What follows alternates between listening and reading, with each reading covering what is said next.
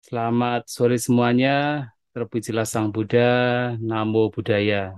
Namo budaya. Ya, kita melanjutkan materi pokok dasar agama Buddha yang beberapa waktu yang lalu kita sudah membahas tentang empat kebenaran Arya. Ya, saya pikir sudah cukup dan kita lanjutkan dengan pembahasan topik yang lain yang mana kita akan membahas terutama adalah Padicca Samuppada. Salah satu topik yang sebenarnya tidak bisa dipisahkan dari empat kebenaran Arya.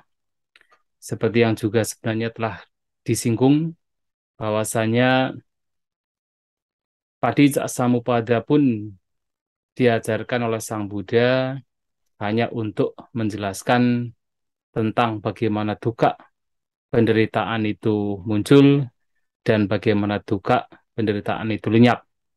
Nah, sehingga nanti yang akan kita bahas juga berkenaan dengan hal tersebut. Nah, Padicca Samuppada ini penting karena seperti yang disampaikan oleh Sang Buddha sendiri dalam banyak khutbahnya, salah satunya dalam Mahanidana, beliau mengatakan kepada Bhante Ananda.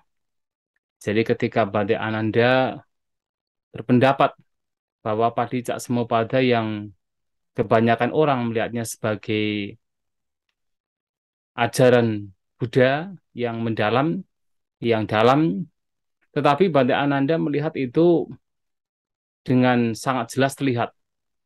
Nah, Sang Buddha menyampaikan pada waktu itu untuk supaya Bhante Ananda siswanya ini tidak mengatakan demikian. Bahwasanya Padicca Samuppada itu sangat dalam. Tidak hanya dalam secara makna, bahkan secara penampakan pun juga sudah dalam. Dan disebabkan karena tidak memahami, tidak menembus Padicca Samuppada, maka seseorang diibaratkan seperti ikatan tali yang tidak bisa terlihat ya ujung pangkalnya atau ikatan dari bola yang terbuat dari tali, ikatan ilalang yang mana seseorang terjerat dan tidak bisa lepas dari tumimbal lahir, tidak bisa lepas dari kelahiran-kelahiran yang rendah. Dengan kata lain sebenarnya untuk bisa terbebas dari alam tumimbal lahir, terbebas dari penderitaan, seseorang harus paham dengan Padicca Samuppada.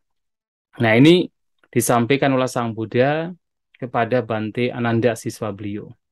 Bahkan di awal sekali ketika Sang Buddha tidak lama mencapai pencerahan dan dikatakan beliau sempat tidak ada ketertarikan untuk membabarkan dhamma, beliau sebenarnya juga menyampaikan ya ketidakinginannya membabarkan dhamma karena berkenaan dengan Padicca Samuppada. Yang beliau mengatakan bahwasanya dhamma yang beliau capai itu sangat dalam, sulit dipahami, sulit ditembus, dan tidak bisa dipahami hanya sekedar karena logika. Dan dhamma apa yang itu sulit untuk manusia pada umumnya, makhluk pada umumnya itu memahaminya atau menembusnya, nah, beliau mengatakan idap paccayata. Idap paccayata itu sebenarnya kata lain dari Padicca Samuppada atau yang artinya adalah yang berkenaan dengan hukum atau fenomena di mana kemunculannya bersebab. Nah, karena kedalaman dari apa yang beliau pahami, beliau realisasi itulah kemudian Sang Buddha pada waktu itu tidak tertarik, tidak ada keinginan untuk membabarkan dhamma. Toh kalau nanti membabarkan dhamma, itu akan sulit dipahami. Nah, itu juga disampaikan oleh beliau. Tetapi hanya kemudian ketika mendengar dari Brahma Sampati bahwa sebenarnya ada makhluk-makhluk yang akan mampu memahami dhamma beliau, walaupun sedikit, itulah kemudian Sang Buddha akhirnya memutuskan untuk membabarkan dhamma yang beliau temukan. Nah, oleh karena itu, Padicca Samuppada ini menjadi satu poin yang penting untuk kita pahami bersama, ya agar ini juga bagian dari praktik dalam praktik ajaran Buddha. Nah, sehingga ya itu menjadi satu hal yang penting. Nah, bahkan di dalam yang sering barangkali para awasu juga sering membaca dalam salah satu suta itu Dhamma Sutta. Nah, juga Sang Buddha menyampaikan hal-hal yang berkenaan dengan Paticcasamuppada. Jadi ada satu pernyataan beliau yang sering kita baca. Jadi ada satu pernyataan upadawa tatagatanang anupadawa tatagatanang. Ditawa sa datu dhamma ditata dhamma niyamata idap pacayata. Nah, ini ada istilah idap pacayata. Yang mana beliau mengatakan, apakah tata gata muncul atau tidak muncul, terdapat unsur atau hukum yang tetap keberadaannya, hukum yang pasti keberadaannya, yakni keberadaan fenomena yang muncul karena kondisi-kondisi spesifik. Ini mengacu pada idak pacayata, yang itu sebenarnya adalah kata lain dari padijak samupada. Nah, inilah makanya penting untuk kita bahas mengenai idak pacayata atau padijak samupada. Nah, kalau kita melihat dari istilah padijak samupada, ya seringkali diterjemahkan oleh beberapa orang di Indonesia terutama adalah sebab musabab yang saling bergantungan. Jadi karena barangkali dalam padijak samupada yang kita kenal, yang kebanyakan orang kenal berkenaan dengan 12 faktor yang sepertinya itu saling saling bergantungan, maka disebut sebab musabab yang saling bergantungan. Tetapi sebenarnya kalau kita perhatikan dari istilah Padicaksamuppada ini berangkat dari dua kata, yaitu padicak dan samupada. Nah, padicak itu sendiri artinya seperti terkondisikan atau disebabkan atau tergantung pada. Jadi tergantung pada dalam kurung fenomena-fenomena atau kondisi-kondisi tertentu. Nah, sedangkan samupada itu berasal dari awalan sam atau sang dan kata upada. Yang dalam Visuddhimagga kata sang di sini mengacu kepada istilah sama. Nah, dari kata sama dan upada. Nah, kata upada sendiri artinya adalah rising atau muncul, kemunculan. Nah, sedangkan kata sama atau awalan sama itu artinya adalah baik, tepat, benar. Nah, kalau kita perhatikan kata padicak samupada ini artinya adalah kemunculan secara tepat. Jadi katakan hal yang mengajarkan kita tentang kemunculan yang munculnya secara tepat, secara benar, bergantung pada kondisi-kondisi atau sebab-sebab.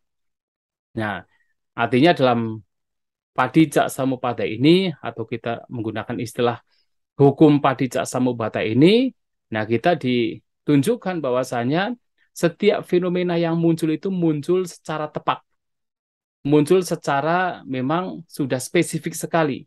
Makanya kan disebut sebagai idak pacayata. Karena kemunculannya itu secara spesifik, tergantung pada kondisi-kondisi yang memang sudah spesifik. Nah, sehingga kalau kita perhatikan dengan kata padicak samupada, maka kita juga ditunjukkan bahwasanya apapun yang sekarang kita alami, apapun itu, jadi kita menderita, kita bahagia, apapun kondisi yang sekarang kita alami, itu memang muncul secara spesifik. Artinya tidak ada yang perlu kemudian kita kalau misalnya kita mendapatkan duka penderitaan, tidak perlu kita komplain. Karena apa? Penderitaan yang kita alami sekarang pun juga sebenarnya muncul karena kondisi-kondisi yang memang sudah ada. Nah, secara spesifik memang demikian, maka itu akan memunculkan fenomena yang secara spesifik demikian. Jadi antara sebab dan akibat ini memang sudah hukumnya demikian, sudah sangat spesifik. Nah, artinya seperti misalnya ketika kita melihat segelas air misalnya, segelas kopi itu. Ya, ada fenomena yang kelihatan sebagai segelas kopi. Mengapa itu terjadi? Karena secara spesifik yang menyebabkan kemunculan segelas kopi itu adalah ya ada kopi, ada gelas, ada air, ada gula, dan berbagai macam faktor-faktor yang memunculkan, maka memunculkan segelas kopi. Nah, segelas kopi ini muncul karena faktor-faktor yang memang spesifik. Tetapi kalau kemudian faktor-faktornya adalah air, ada teh, ada gelas, itu bukan segelas kopi, tapi segelas teh. Itu sebagai perumpamaan saja. Artinya apa yang sekarang kita alami ini, apapun itu, kita menderita, kita bahagia, itu semua memang secara spesifik muncul karena kondisi-kondisi yang muncul secara spesifik. Maka disebut sebagai padicak samupada. Jadi kemunculan fenomena tertentu yang munculnya secara tepat, bergantung pada kondisi-kondisi atau sebab-sebab. Jadi antara sebab dan akibat itu memang sudah demikian halnya. Nah, ini juga menjadi satu poin yang penting untuk kita pahami. Itulah kenapa di dalam salah satu khotbah sebenarnya juga ditemukan dalam banyak khotbah. Ketika Sang Buddha berbicara tentang padicak samuppada, beliau mengatakan begini, Itiko bikawe yatatra tatata awi tatata ananya tata idap pacayata ayang wucati bikawe padicak samupado. Dan di sini dikatakan sebagai padicak samupada, dikatakan sebagai yang kemunculannya bersebab, itu disebabkan karena empat hal. Karena empat hal. Yang pertama adalah tatata, yang kedua adalah awi tatata, yang ketiga adalah ananya tata, yang keempat adalah idap pacayata. Karena empat hal ini. Kalau kita perhatikan, arti dari empat hal ini adalah yang pertama tatata. Yang dimaksud dengan tatata adalah realitas. Karena di dalamnya terdapat realitas. Jadi sesuatu yang memang real, yang nyata. Dan awi tatata, dan itu sebagai bukan non-realitas. Dan yang penting lagi adalah ananya tata, kemunculannya bukan karena kondisi lain. Artinya tadi saya mengatakan kemunculannya itu memang sudah tepat sekali. Artinya antara sebab dan akibat itu memang sudah tepat demikian. Jadi apapun yang muncul, fenomena yang muncul, itu kemunculannya secara tepat karena sebab-sebab dan kondisi-kondisi yang memang sudah spesifik. Nah, sehingga di sini disebut ananya tata. Kemunculannya bukan karena kondisi lain. Sebagai contoh adalah ada penderitaan. Itu disebabkan karena tanha. Setiap kali ada tanha, maka ada penderitaan. Jadi antara penderitaan dan juga tanha itu memang sudah spesifik sekali. Tapi begitu tanha tidak ada, penderitaannya tidak ada. Nah, itu tidak hanya mengacu pada penderitaan yang berkenaan dengan tanha. Apapun fenomena yang ada sekarang, itu muncul secara tepat oleh kondisi-kondisi atau sebab-sebab yang memang spesifik. Nah, dan juga idak pacayata, yang artinya adalah kemunculannya, terdapat kemunculan karena kondisi-kondisi spesifik. Jadi kemunculannya bukan karena kondisi lain, artinya kondisi yang memang secara tepat, dan kemudian dipertegas bahwa kemunculan dari fenomena tersebut memang muncul secara spesifik oleh kondisi-kondisi yang memang juga spesifik. Dan karena itulah disebut sebagai padicak samupada atau yang kemunculannya bersebab. Nah, ini juga menjadi satu, katakan satu nasihat atau pengingat bagi kita bahwasanya kalau kita ini juga bagian dari padicak samupada, maka sebenarnya apapun yang sekarang kita alami ini memang sudah demikian harus muncul. Kita mengalami kebahagiaan, kedamaian, kita mengalami hal-hal yang tidak menyenangkan, memang demikianlah memang harus muncul. Karena dengan kondisi-kondisi yang ada sebelumnya, faktor-faktor yang ada sebelumnya, maka sekarang kita mengalami sesuatu, apakah menyenangkan atau tidak menyenangkan. Maka kalau misalnya kita mendapatkan pengalaman yang tidak menyenangkan, ya kita tidak perlu, yang memahami ini, kita tidak perlu untuk komplain. Kita tidak perlu untuk mengeluh, karena itulah yang memang seharusnya memang muncul dan dialami. Dan kalau kita misalnya mendapatkan pengalaman yang menyenangkan pun sekalipun ya memahami paticca samuppada ya kita tidak perlu kemudian katakan bergembira ria atau menjadi menjadi katakan melekatinya ya karena memang apa? Sudah sewajarnya itu muncul dengan kondisi-kondisi yang ada, dengan sebab-sebab yang ada yang memang secara spesifik ada, maka fenomena yang muncul juga demikian adanya. Nah, ini mengenai bagaimana paticca samuppada itu juga dikatakan sebagai sebuah hukum yang memang sudah pasti. Ya, maka disebut di sana dikatakan sebagai dhamma, dhamma niyamata, hukum yang pasti keberadaannya. Yaitu karena memang ada fenomena yang spesifik sebagai sebab-sebab dan kemudian ada fenomena yang menjadi dampak akibat yang juga spesifik tergantung pada sebab-sebabnya. Nah, kalau kita perhatikan, kalau kita berbicara paticca samuppada, nah formula dari paticca samuppada ini juga penting untuk kita memahaminya. Jadi di dalam beberapa khutbah kita mendapatkan bahwasanya paticca samuppada ini memiliki satu formula yang mana dikatakan sebagai imasming sati idang hoti, imasming asati idang nahoti. Ima saupada idang upajati, ima sa nirodha idang nirujati. Yang kalau kita artikan bahwasanya ima seming sati idang hoti. Ketika ini ada, ini ada. Ya, kenapa saya mengatakan ini diterjemahkan sebagai ketika ini ada, ini ada. Karena pada umumnya itu diterjemahkan sebagai ketika ini ada, itu ada.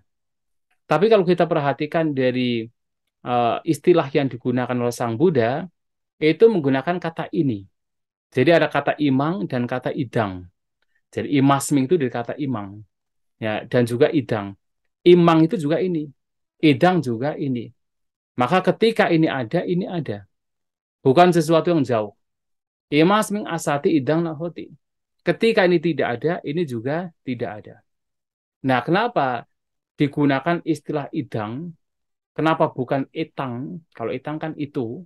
Karena antara sebab dan juga akibat itu bukan sesuatu yang jauh. Ketika ada sebab, maka akibat sudah ada. Seperti contoh adalah, tadi saya mengumpamakan segelas air. Ketika ada segelas air, ketika ada air, ada gelas, kemudian tercampur dan sebagainya, maka muncullah segelas air. Nah, segelas air itu muncul karena memang faktor-faktornya sudah ada. Begitu faktor-faktornya terkumpul, ya muncullah fenomena sebagai dampaknya. Maka antara sebab dan akibat itu bukan sesuatu yang jauh. Maka dikatakan ketika ini ada, ini ada. Ya seperti misalnya ketika ada tanha, maka ada duka. Nah antara tanha dan duka itu bukan sesuatu yang jauh. Tanha itu ya begitu ada tanha, kegandrungan, nafsu keinginan, maka di situ akan muncul duka penderitaan. Bukan tanhanya dulu, kemudian setelah lama baru kemudian ada duka penderitaan. Tapi begitu ada tanha, maka ada penderitaan. Kalau kita melihat dari Dwada Sangga Padicca Samuppada, begitu ada salayatana, maka ada pasa. Begitu ada pasa, maka ada vedana. Begitu ada vedana, maka ada tanha. Nah, antara sebab dan dampak itu bukan sesuatu yang jauh. Maka disebut imasming sati idang hoti. Dan ketika sebabnya tidak ada, maka juga tidak ada dampaknya. Ketika ini tidak ada, ini juga tidak ada. Yang kemudian dipertegas dengan dua kalimat berikutnya. Imma saupada idang upajati. Dengan munculnya ini muncul. Idang upajati. Ini muncul. Ima sak niroda, idang nirujati. Dengan lenyapnya ini lenyap. Dipertegas. Jadi dua pertama yang sebenarnya menjadi inti kemudian dipertegas dengan dua kalimat terakhir. Dipertegas bahwasanya dengan ketika ini muncul, ya ini muncul. Ketika ini lenyap, ini juga lenyap. Nah, kalau kita perhatikan dari formula yang diberikan oleh Sang Buddha, maka sebenarnya Paticcasamuppada ini bisa digunakan untuk menjelaskan berbagai macam hal.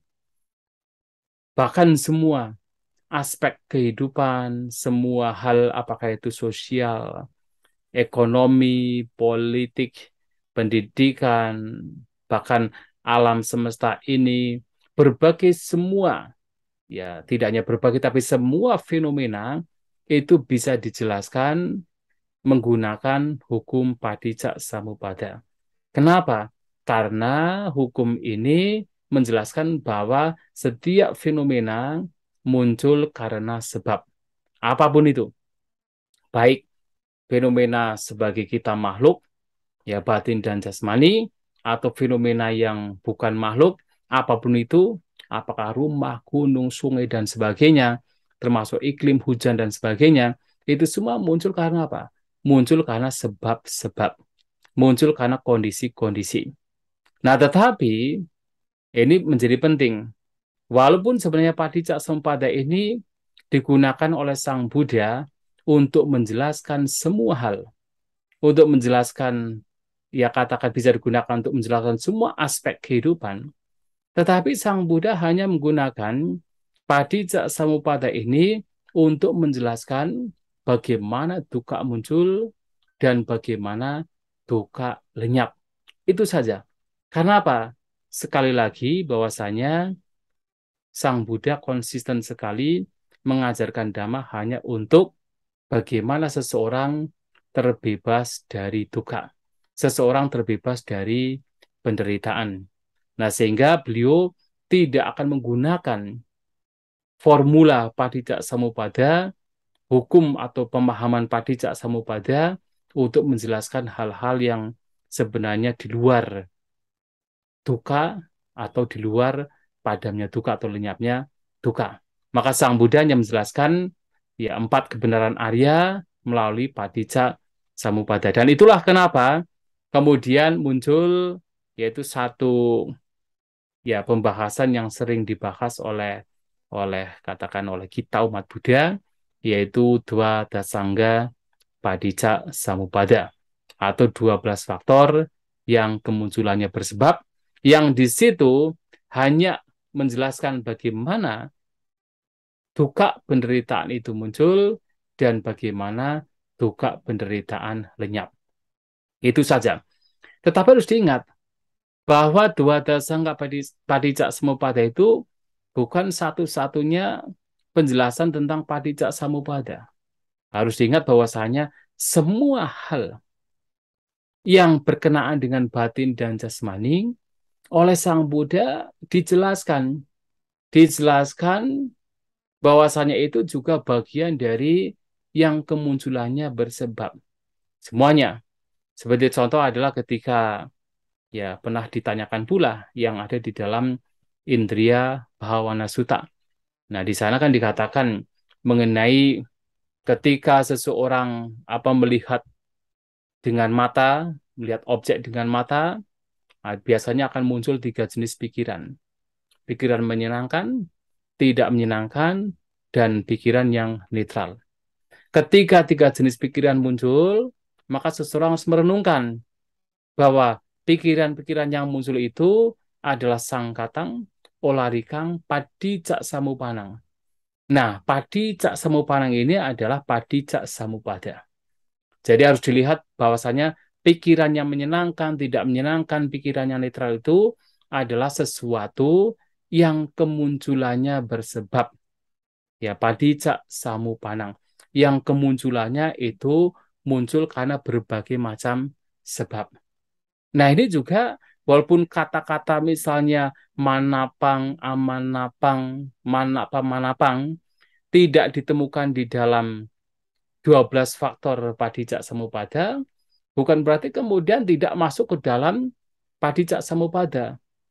Ya, di sini juga harus dimasukkan bahwa ini juga kemunculannya bersebab. Bahkan semua hal, orang mengatakan misalnya pencapaian jhana.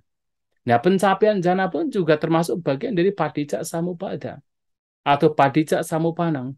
yang kemunculannya itu bersebab. Nah, oleh sebab itu, semua hal itu harus dilihat. Berkenaan dengan batin dan jasmani, harus dilihat sebagai yang muncul karena sebab-sebab, karena kondisi-kondisi. Nah, termasuk misalnya berbicara tentang tentang masing-masing dari consciousness, masing-masing dari kesadaran. Nah, ada sutanya dalam Majjhima Nikaya. Misalnya sebagai contoh adalah ketika melihat bentuk dengan mata. Nah, kesadaran mata itu terjadi karena tiga hal. Barangkali saya pernah menjelaskan juga. Kesadaran mata itu terjadi karena tiga hal. Yaitu karena apa? Karena ada mata yang tidak rusak, karena ada bentuk yang berada di wilayah di mana mata bisa melihat, dan karena ada perhatian. Atau dengan kata yang digunakan Sang Buddha, tajo samanahara. Karena ada tajo samanahara, ada perhatian. Nah, karena ada perhatian, ada mata yang tidak rusak, ada bentuk yang berada di wilayah di mana mata bisa melihat, maka disitulah terjadi atau muncul kesadaran mata. Tapi kalau salah satu di antara tiga ini tidak ada, maka tidak ada kesadaran mata. Seperti contoh adalah misalnya ada mata tidak rusak, kemudian ada perhatian, tapi objeknya tidak berada di wilayah di mana mata bisa melihat. Ya bagaimana bisa melihat objek tersebut? Bagaimana bisa ada kesadaran mata berkenaan dengan objek tersebut? Tidak bisa. Atau misalnya ada mata, objek atau bentuk berada di mana wilayah mata bisa melihat. Tetapi perhatian kita tidak ada. Kita sedang memperhatikan objek lain. Mungkin sedang melamun, atau mungkin sedang berpikir. Nah, sehingga apa? Sehingga tidak ada kesadaran mata berkenaan dengan objek tersebut. Atau misalnya ada objek berada di wilayah di mana mata bisa melihat. Ada perhatian. Tetapi kalau matanya rusak, ya juga tidak bisa ada kesadaran mata berkenaan dengan objek tersebut. Maka tiga ini harus ada. Harus ada objek, ada kesadaran, ada perhatian, ada mata yang tidak rusak. Nah, baru kemudian kesadaran mata akan muncul. Nah, melihat kesadaran mata ini muncul karena berbagai macam sebab inilah, Sambuddha menyampaikan, itulah yang disebut sebagai padicca samuppada. Kemunculannya bersebab. Nah, karena kemunculannya bersebab, maka apapun hal, apakah itu bentuk, perasaan, apakah yaitu persepsi, bentuk-bentuk pikiran, dan juga kesadaran, berkenaan dengan ketika seseorang melihat, semuanya juga kemunculannya bersebab.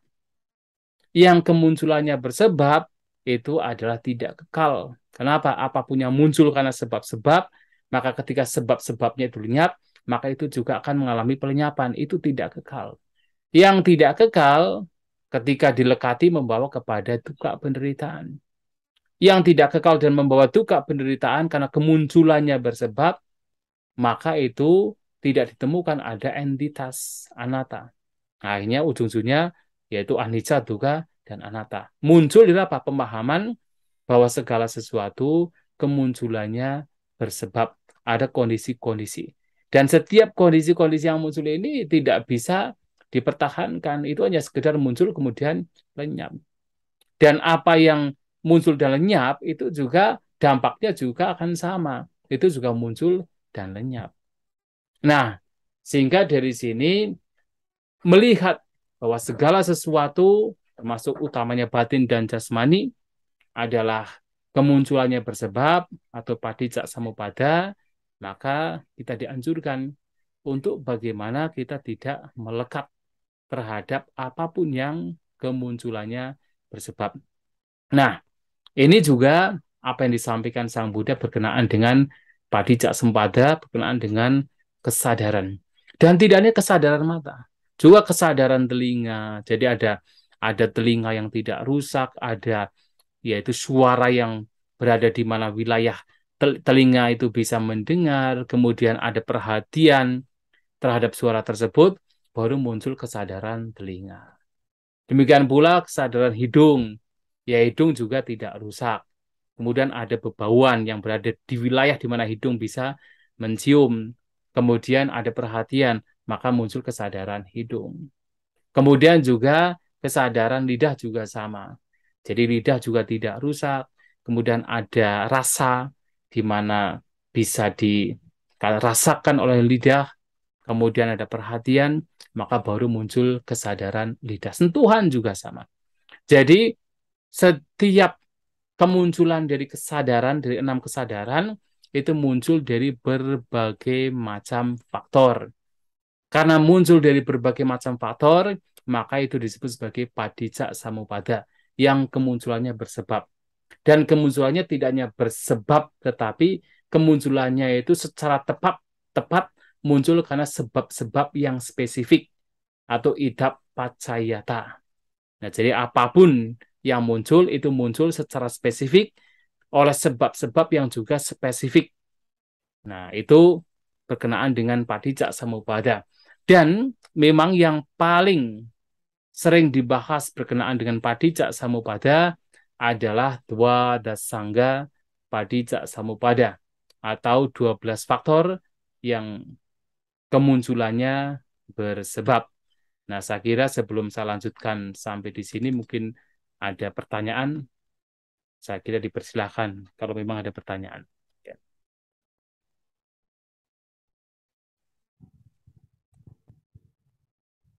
Ya, Wandami Bante. ya baik. Tadi ada muncul lenyap itu dekat sekali ya. Tadi di mana tadi ya saya tulis? Iya, betul. Dekat sekali gitu. Nah, kalau ada tanha ada duka begitu. Nah, kalau dengan kelahiran dan kematian gimana Bante kira-kira pemahamannya? Iya. Makasih. Setiap ada kelahiran, ketika ada jati, ada jara, ada marana. Ya sebenarnya kadang-kadang ketika berbicara tentang marana atau kematian pun sebenarnya itu tidak hanya kematian. Jadi kematian tidak hanya kematian yang secara konvensional, yang sering kita lihat. Sekarang kita lahir, kemudian nanti setelah 80 tahun kita meninggal. Tidak. Bahkan ketika ada kelahiran, kelahiran juga terjadi pada sel-sel jasmani kita. Ya terjadi pada yaitu pikiran-pikiran kita. Dan sifatnya adalah muncul kemudian lenyap. Begitu ada kelahiran, itu ada juga pelenyapan. Ya memang ada kalanya seperti seperti ada gap yang panjang untuk beberapa hal, untuk beberapa katakan fenomena. Tetapi sebenarnya ketika Sang Buddha menggunakan yaitu kata imang dan idang itu mengacu kepada sesuatu yang sangat-sangat yaitu sangat dekat ini dan ini. Karena di dalam bahkan di dalam penjelasan di Visuddhimagga yang seperti tadi saya menyampaikan itu seperti dibaratkan seperti tadi ada gelas dengan air, cup dengan air gitu. Jadi begitu dikatakan segelas air itu memang memang sebabnya sudah ada. Ada gelas dan air sehingga ada segelas air. Jadi sebab dan juga dampaknya itu dekat sekali. Nah, itu yang dimaksud. Walaupun untuk beberapa kasus seperti yang ini, ketika ada kelahiran, ada usia tua, ada kematian, nah itu seperti seperti panjang. Tetapi secara umum kemunculan sesuatu itu muncul karena sebab-sebab yang memang sudah ada dekat sekali. Sekarang misalnya kita mengatakan rumah, ya kita melihat rumah sebagai fenomena sebagai dampak dari sebab-sebab dan kondisi. Kenapa itu terjadi? Ya karena memang sebab-sebabnya sudah ada. Sebab-sebabnya itu banyak sekali dan memang memang sudah ada dan itu dekat sekali. Jadi ada bata, ada kayu, ada semen yang tertata dengan rapinya kemudian muncul rumah. Nah, rumah dengan kondisi-kondisi yang menyebabkan rumah itu muncul itu bukan sesuatu yang panjang, bukan sesuatu yang jauh, tetapi sesuatu yang sangat dekat. Kalau misalnya kok ternyata eh, ada rumah yang katakan belum beratap, kan belum ada atapnya, ya itu artinya apa? Rumah tidak beratap. Kemunculan rumah tidak beratap. Kenapa? Atapnya belum ada. Nah, jadi artinya sudah sebab-sebabnya, kondisi-kondisinya itu memang sudah ada, baru kemudian kemudian ada sebuah kemunculan. Nah, itu yang dimaksud mengapa dikatakan imang dan idang. Imang juga ini, idang juga ini. Jadi imasming, idang. Imasming itu dari kata imang. Imang seming. Ya. Imang ini dan ini. Nah, memang Sang Buddha menggunakan istilah idang. Jadi imang, idang. Ya, tetapi ya ini untuk juga menyampaikan bahwa dua hal yang berbeda. Imang dan idang, tetapi ini juga mengacu kepada sesuatu yang dekat sehingga menggunakan istilah imang, idang yang artinya semuanya adalah ini. Itu yang dimaksud ya.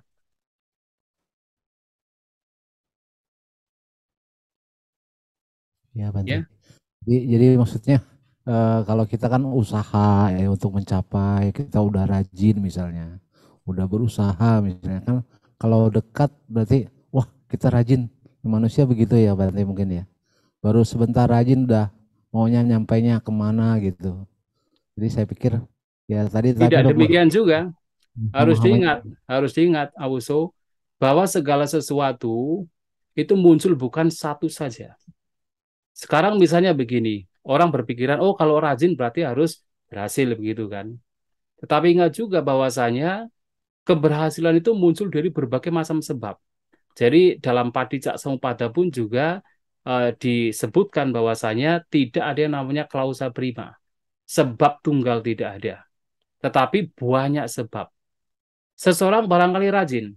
Nah, tetapi ternyata dia pun juga memiliki kondisi-kondisi lainnya. Dia rajin, tapi juga ada kondisi lampau yang dia itu pernah melakukan hal yang tidak baik. Atau kondisi sekarang, ekonomi memang lagi tidak baik. Kemudian kondisi di mana memang lingkungan juga tidak mendukung. Jadi banyak sebab-sebab juga. Nah, karena banyak sebab-sebab inilah maka muncullah yaitu ya dampak dampak yang tidak sesuai dengan keinginan. Walaupun rajin, tetapi sebab-sebab lain juga mempengaruhi.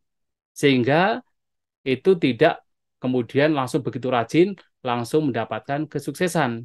Nah, tetapi ketika kondisi-kondisinya sudah matang, nah baru kemudian itu memunculkan apa yang memang memang muncul. Nah, di situ ketika rajin pun karena kondisi-kondisi lainnya tidak menunjang sehingga bukan sukses yang muncul tetapi ya ada sesuatu yang muncul tetapi kemunculannya bukan kemunculan yang berupa kesuksesan. Nah, seperti misalnya ya, kita berbicara misalnya pohon mangga. Ya, pohon mangga kan ya diharapkan begitu ada pohon mangga kemudian harus ada buah.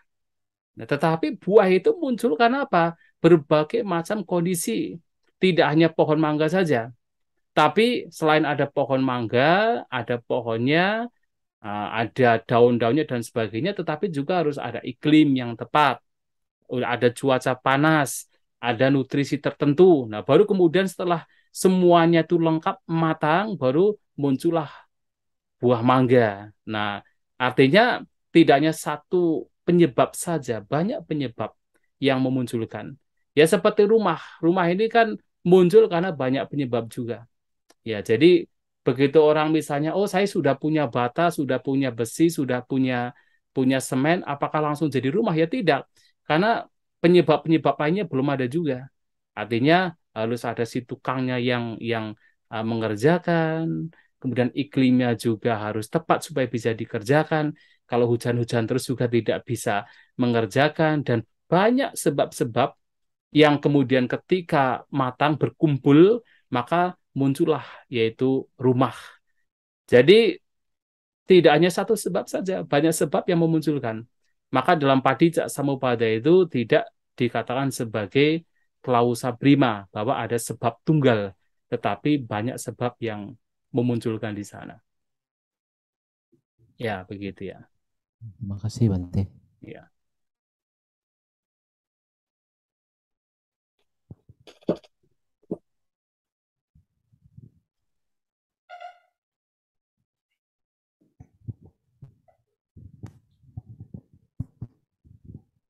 Oh, Wandami Bante. Ya, baik. Kalau dari penjelasan Bante bahwa Paticca Samuppada ini menjelaskan bahwa tidak adanya sebab tunggal. Kalau dikaitkan dengan pemahaman masyarakat yang biasa tentang melakukan kebajikan, menghindari keburukan ya. Jadi bolehkah saya simpulkan bahwa bahkan yang melakukan kebajikan itu sebenarnya dengan melakukan kebajikan ini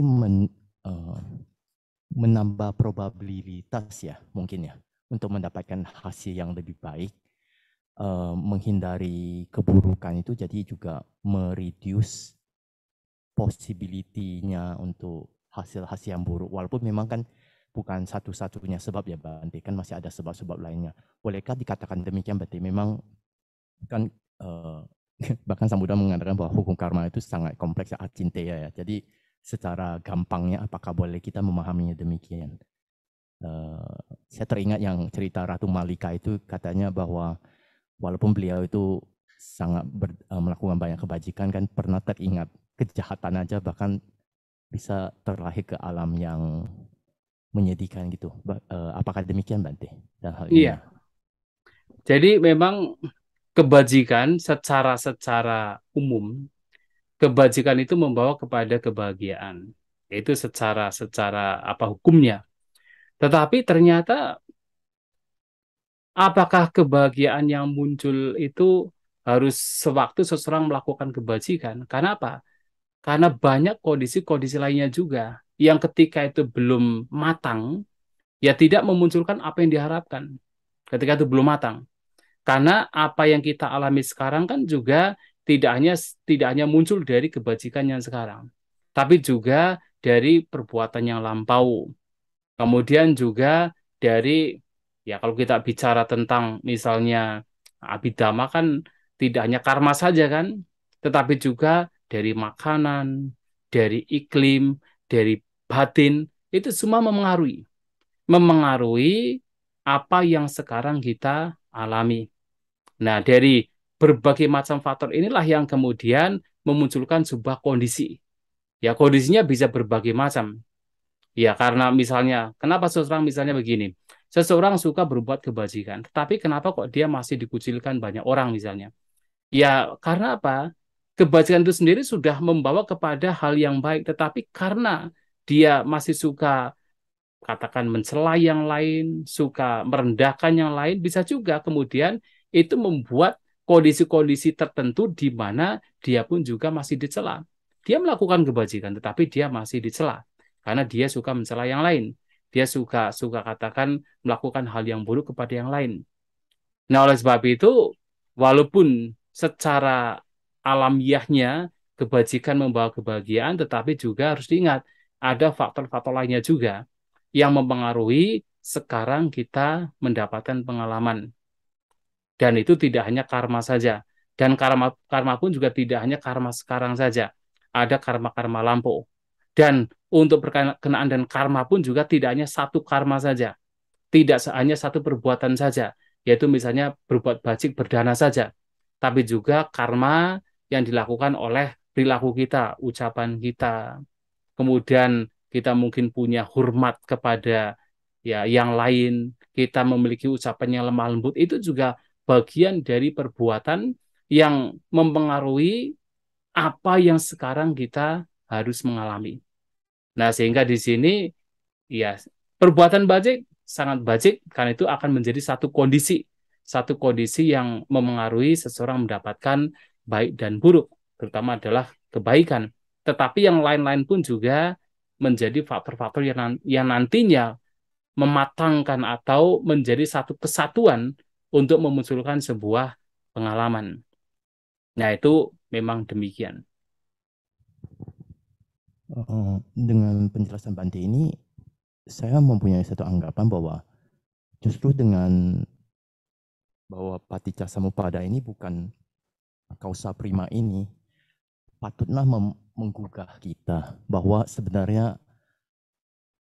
perlunya bergegas ya, berlatih, menggunakan maganggang itu keluar secepat-cepatnya dari lingkaran ini, karena ada kesempatan-kesempatan yang kata Bante kan bukan kausa satu-satunya. Jadi walaupun misalnya sudah melakukan banyak kebajikan atau bagaimanapun, itu pun belum pasti ya Bante dalam hal ini. Jadi alangkah baiknya dengan menggunakan alat pengetahuan yang kita ada dengan menjalankan jalan mulia berusul-8 bergegas untuk melepaskan segalanya. Menurut Bante bagaimana ini? Apakah terlalu berlebihan ya Bante dalam hal ini? Ya tentu tidak berlebihan, tentu tidak berlebihan. Dan dalam hal Padicaksamupata ini sebenarnya yang menjadi penting lagi adalah bahwa apapun yang kita alami itu muncul karena sebab-sebab dan kondisi-kondisi, dan ketika sebab-sebabnya itu tidak ada, kondisi-kondisi itu tidak ada, maka kemunculannya juga tidak akan ada. Termasuk yang penting di sini adalah bahwa penderitaan yang kita alami ini juga muncul karena sebab-sebab dan kondisi-kondisi. Dan hanya dengan melenyapkan sebab-sebabnya, kondisi-kondisinya, maka penderitaan bisa lenyap.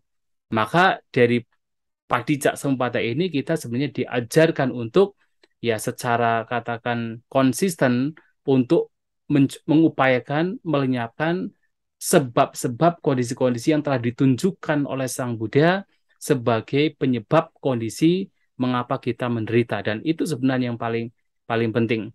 Dan karena itu memang spesifik sekali, ya, kondisi-kondisinya itu spesifik sekali, yaitu itu saja yang kita arahkan. Oh, ini sebabnya adalah berbagai macam kotoran batin, maka itu yang harus diupayakan untuk dilenyapkan. Itu sebenarnya dari apa yang disampaikan Sang Buddha sudah jelas sekali bahwa ini loh yang harus dilenyapkan, ini loh yang harus dimunculkan, ini yang membawa kepada penderitaan. Begitu ada ini pasti penderitaan muncul, begitu ada ini pasti kebahagiaan muncul. Nah, sehingga dengan memahami apa yang telah ditunjukkan oleh Sang Buddha, maka itulah yang harus kita lakukan.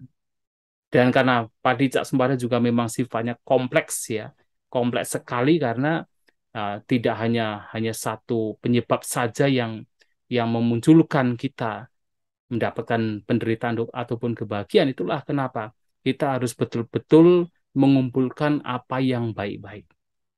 Kita harus betul-betul melenyapkan apapun yang buruk-buruk. Karena itulah secara keseluruhan menjadi penyebab seseorang menderita. Kita tidak bisa kemudian hanya misalnya melenyapkan kebencian saja, tapi keserakahan masih kita kembangkan. Tidak bisa hanya melenyapkan keserakahan, tapi kebencian masih berkembang, tidak bisa. Tetapi keseluruhan dari penyebab yang membawa kepada duka penderitaan itu harus dilenyapkan.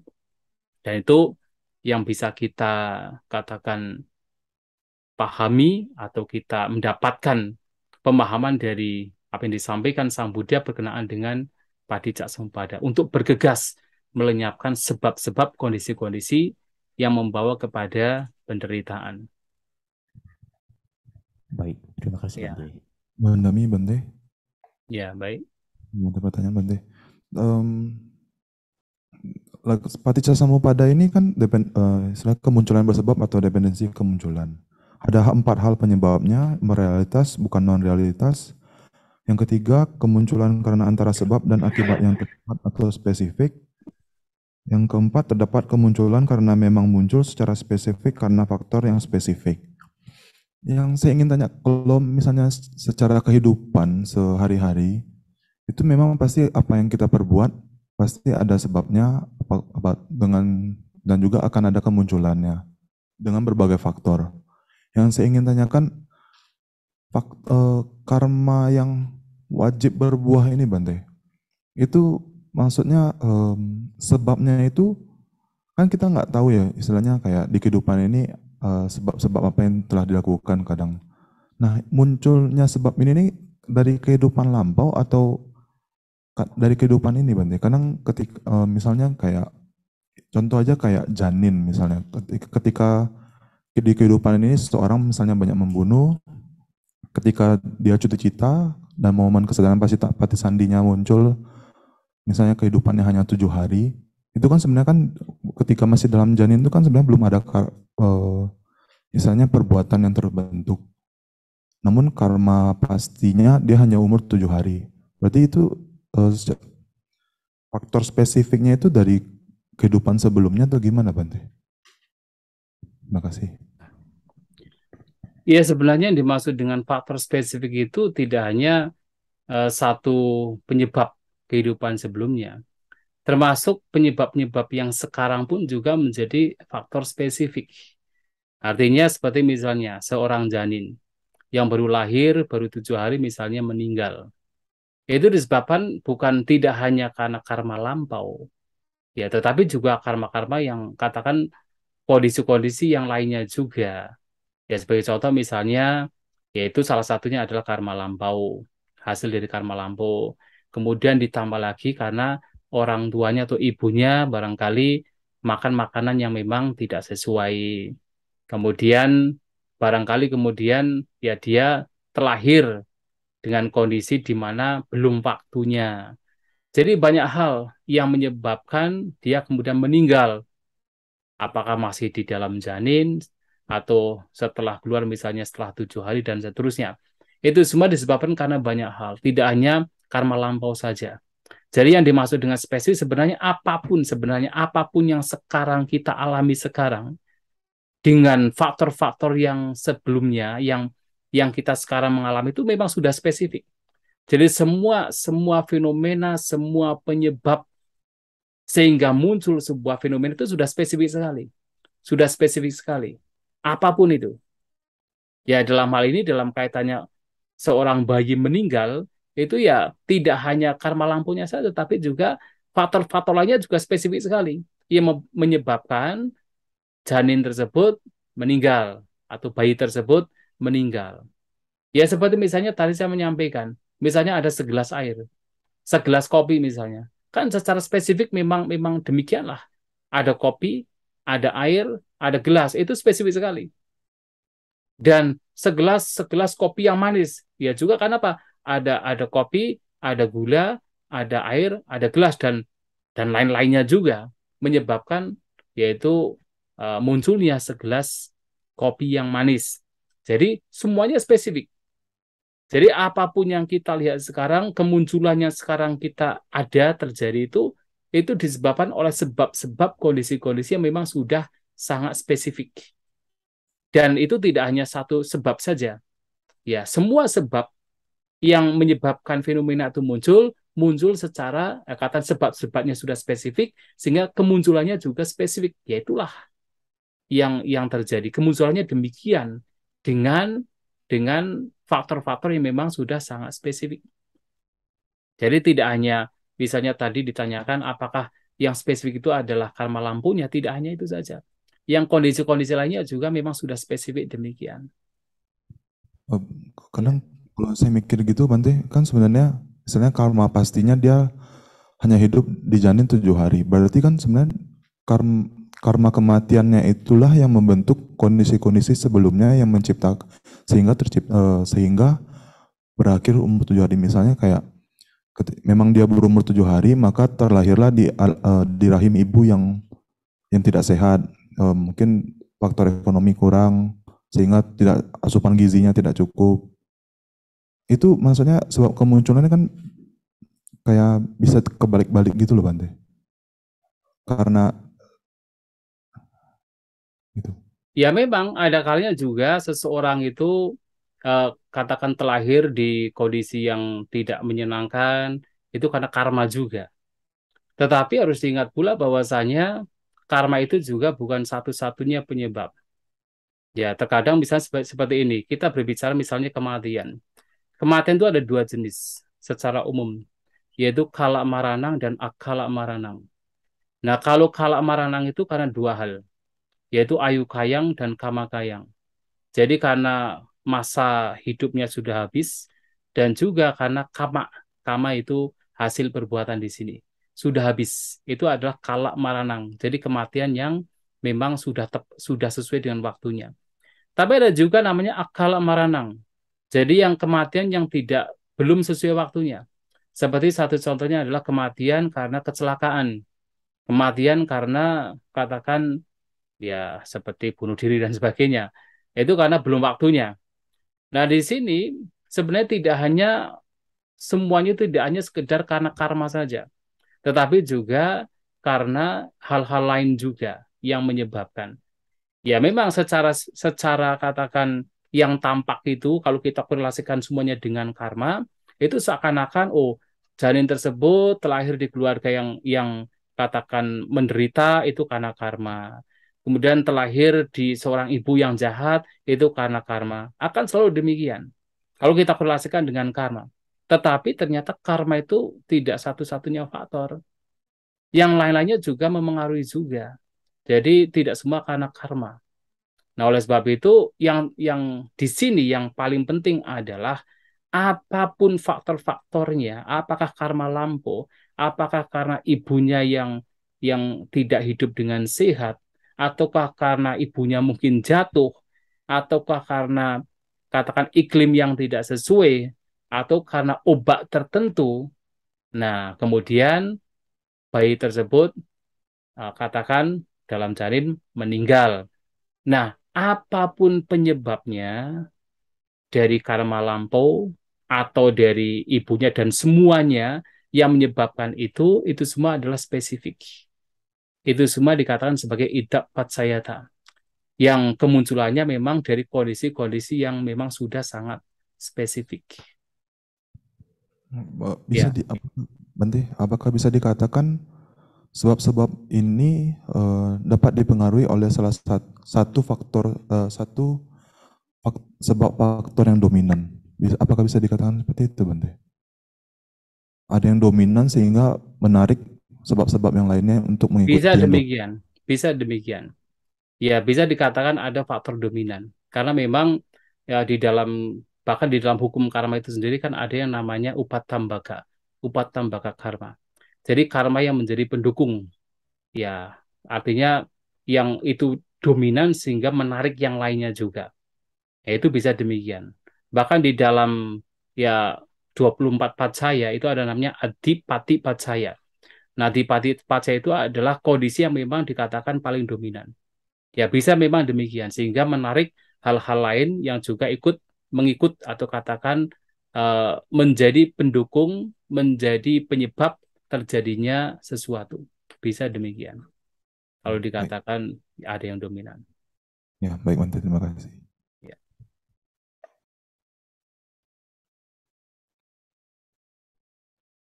Ada yang lain? Ya Bante, Mandami Bante. Iya, baik. Eh, ya tadi sebab-sebab kemunculan eh, kan erat kaitannya dalam kehidupan kita dengan masa lampau. Karena kan berjalan terus. Sehari-sehari kita berjalan terus. Nah, ada dua hal dalam masa lampau kita yang menjadi pembelajaran ketika kita tahu, oh iya, kemarin betapa kita kurang bijaksana, betapa kita melakukan kesalahan begitu. Nah, barangkali ada pencerahan dari Bante, bagaimana caranya supaya kita ya jangan terlalu melekat juga dengan yang kadang-kadang itu suka menjadi beban ya. Kadang banyak sampai orang udah bunuh diri aja. Padahal kan dia mengambil keputusan hari ini untuk bunuh diri hanya karena masa lampau dia yang dia menjadi penyesalan, menjadi sesuatu yang fatal menurut anggapan dia.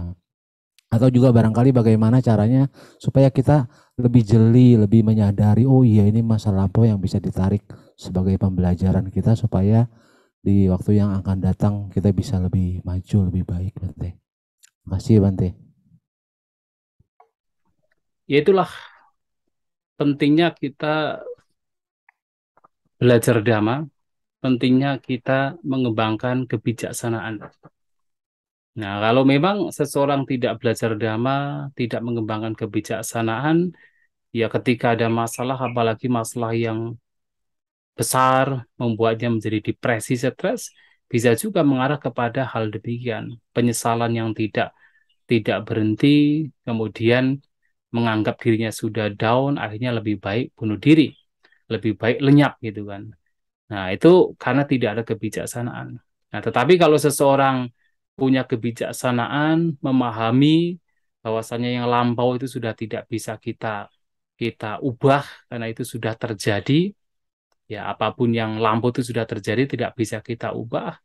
Ya, kemudian yang terpenting sekarang ini saat ini yang kita harus ya katakan mengupayakan yang terbaik itu saja. Yang akan datang pun juga tidak tahu apa yang akan terjadi di masa mendatang. Dan, tetapi kalau kita melakukan yang terbaik yang sekarang, ya sesuai dengan ini juga Padicca Samuppada, ketika ada kondisi-kondisi baik yang kita lakukan, pastinya juga nanti dampaknya, buahnya juga pasti akan baik. Dan itu yang kita yakini. Tetapi untuk bisa semua itu memang sedikit demi sedikit kita harus mengembangkan kebijaksanaan. Orang demikian harus mengembangkan kebijaksanaan. Maka saya ingat ada satu pertanyaan dari seorang dewa kepada Sang Buddha. Nah, dewa tersebut datang kepada Sang Buddha karena melihat ini ada banyak biku yang mereka itu tinggal di hutan, kemudian makan cuma sekali, hidup selibat, tetapi kok mereka kelihatan bahagia. Mereka seperti tidak ada beban, mereka damai. Nah, karena kan biasanya orang itu bahagia, orang damai itu kan secara umum, masyarakat umum kan ketika ya hidupnya di tengah-tengah keluarga, tengah-tengah masyarakat, kumpul-kumpul dengan banyak orang, berasosiasi ke sana kemari, happy-happy. Kemudian makan kapanpun yang dia mau, pokoknya makan sepuasnya, hidup dengan katakan suami dan istri. Nah, itu kan kebanyakan begitu. Baru seseorang itu kelihatan bahagia, damai dan sebagainya. Tapi para biku ini kok ternyata sudah tinggalnya di hutan, kemudian makan cuma sekali, hidupnya selibat. Tapi kok mereka kelihatan bahagia, kelihatan damai. Ya, tena wanu pasti dati. Kenapa wajah mereka, appearance mereka kelihatan cerah, kelihatan bahagia. Nah, Sang Buddha menyampaikan, beliau mengatakan, ati tang nanu so canti nak baca banti nagatang. Pacu pane nak ya benti tena wanu pasti dati. Karena para biku ini tidak bersedih terhadap apa yang sudah terjadi.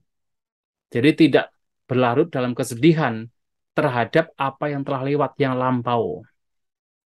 Dan mereka juga tidak merindukan yang akan datang. Dan mereka bertahan dengan apa yang sekarang. Pacu panena ya benti. Bertahan dengan apa yang sekarang. Artinya hanya hidup saat ini dan sekarang. Dan karena itulah maka mereka kelihatan damai, kelihatan bahagia. Sementara kalau orang itu selalu berpikir menyesali yang telah lampau, bersedih terhadap apa yang telah lampau, kemudian melekati atau mengharapkan, merindukan apa yang akan datang, tidak hidup di saat ini dan sekarang, ya memang orang demikian menderita. Diibaratkan seperti tumbuhan menjalar yang hijau dipotong kepanasan menjadi layu. Itu Sang Buddha menyampaikan demikian. Dan memang yang menyebabkan kita menderita itu ya karena kita selalu berpikir yang lampau.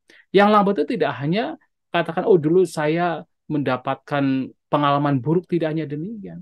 Bahkan ketika seseorang itu berpikir-pikir tentang yang lampau, oh dulu saya mendapatkan banyak uang, saya punya rumah yang banyak, saya punya keluarga yang baik. Nah, tetapi sekarang tidak punya. Nah, sehingga apa? Itu menimbulkan apa? Kesedihan. Dulu saya mendapatkan ini, sekarang tidak mendapatkan. Menimbulkan kesedihan.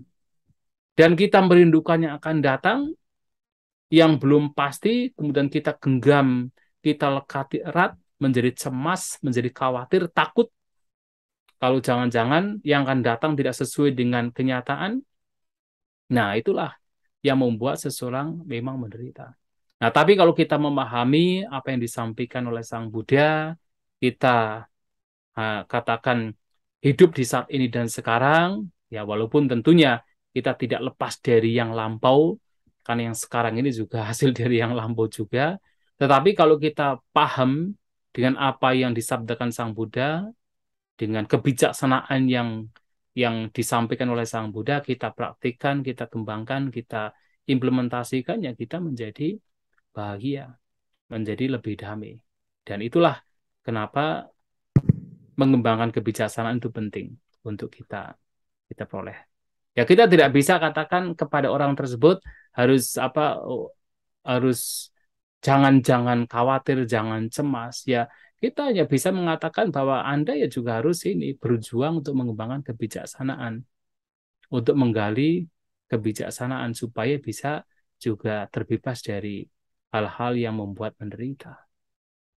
Ya, saya kira demikian. Terima kasih Bante.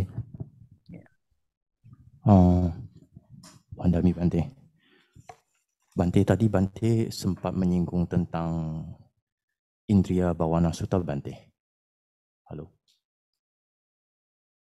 tes. Iya, baik silakan. Saya tutup karena apa? Supaya tidak bolak-balik. Oh, ada gambar Bante sebelah lagging hang gitu, Bante tidak ada. Gak apa-apa ya, tanyakan langsung ya Bante. Halo. Silakan, saya bisa mendengar kok. Silakan. Oh, baik Bante. Berkenaan ini Bante, bagian aspek yang indriya bawana sutta. Kalau dari bagian kontak yang terutama cita rasa Bante, berkenaan yang aspek paticca samuppanang ya. Ini apakah setelah kita menganalisanya bahwa aspek ini kan dari adanya kontak, dari kontak ini timbul menyenangkan, tidak menyenangkan, netral. Yang ada sangkatang olarikang paticca samuppadang. Nah ini kalau dari kontak itu saja kan ada aspek-aspek lain, lidah yang berfungsi, wilayah lidah yang dapat mendeteksi adanya air ya, kalau nggak salah ya, ada aspek itu juga, dan tajomanahara. Apakah demikian Bante yang berkenaan menganalisa paticca samuppanang ya dalam ini? Iya, bisa demikian. Jadi walaupun di dalam Indriya Bawana Sutta itu hanya menyampaikan ketika ada mata dan bentuk, maka di sana muncul pikiran senang, tidak senang, dan juga netral. Tapi kalau kita mau menganalisa lebih detail lagi ya tidak langsung serta-merta langsung kepikiran, tapi kita bisa mengorelasikan dengan yang ada di misalnya Madhubindika Sutta. Ya, witaka atau pikiran itu kan muncul dari banyak proses kan. Jadi ada mata, ada bentuk, ada kesadaran mata, kemudian ada kontak, ada perasaan, ada pengenalan persepsi, baru ada pikiran. Nah, jadi kalau di Indriya Bawana Sutta kan langsung kepikiran, baik pikiran senang, tidak senang, atau pikiran netral. Tetapi kalau indriya dalam Madhubindika Sutta itu prosesnya juga ada yang lainnya juga. Jadi ada mata, ada bentuk, ada kesadaran mata, ada pasa kontak, ada perasaan wedana, ada pengenalan persepsi, baru ada vitaka. Kalau kita merelasikan demikian juga baik. Apalagi kemudian diperti lagi seperti yang tadi saya sampaikan.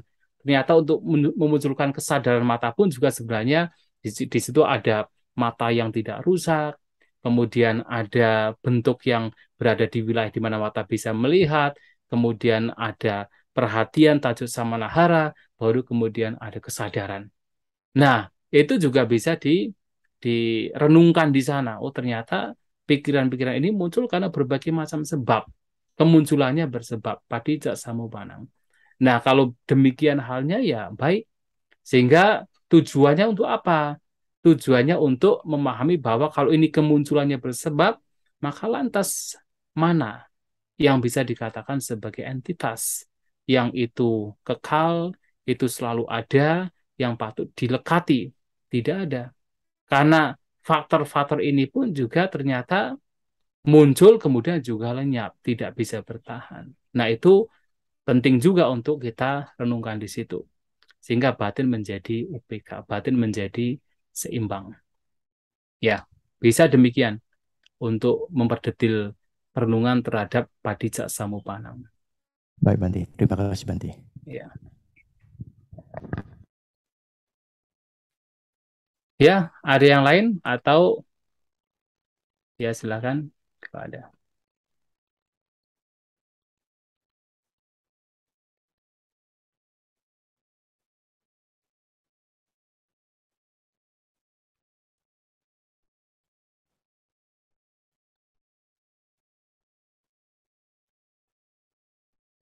Sepertinya nggak ada Bante.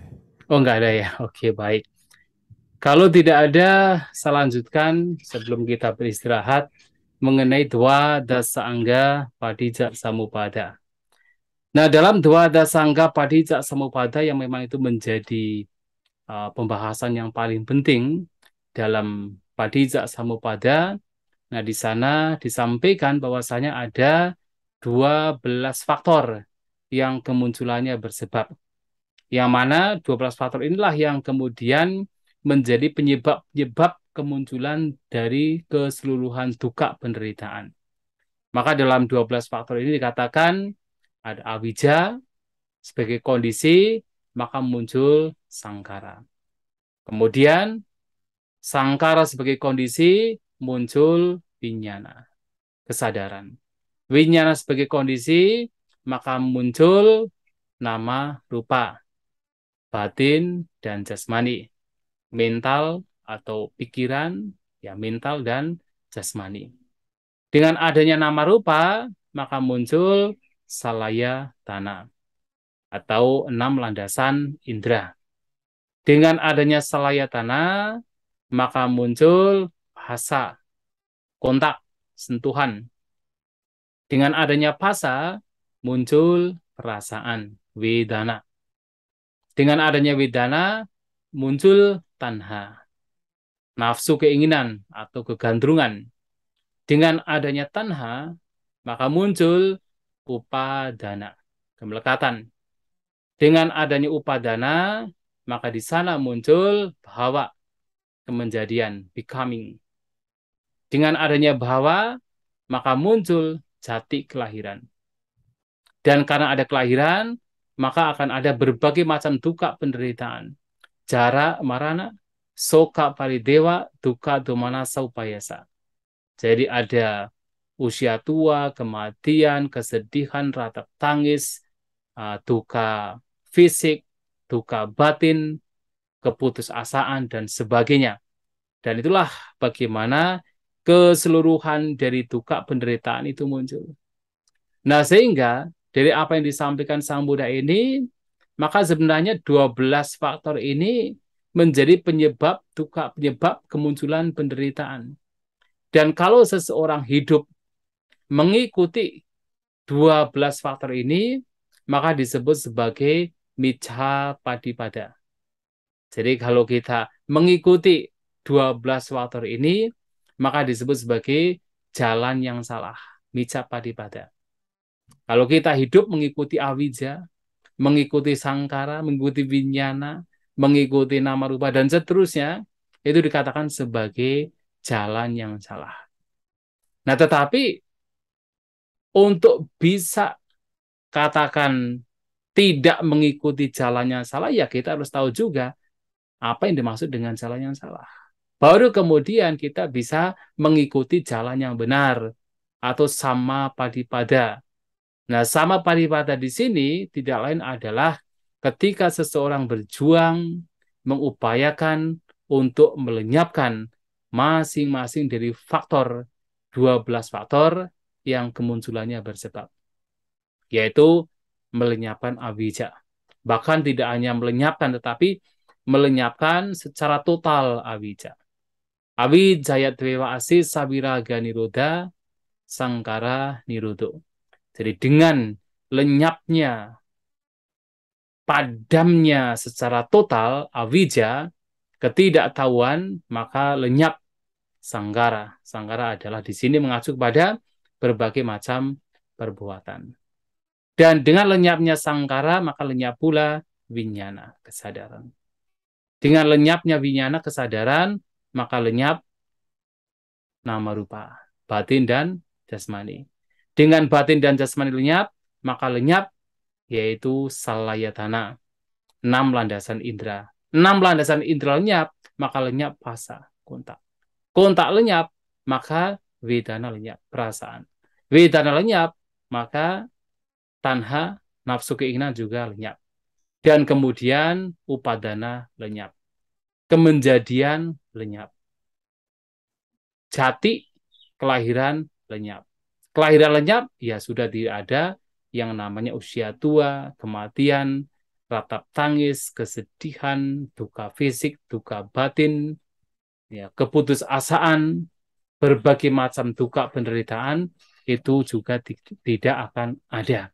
Dan kalau kita mengikuti ini, mengupayakan untuk berjuang melenyapkan awija, nah kemudian seterusnya juga akan lenyap, itu disebut sebagai sama padipada atau jalan yang benar.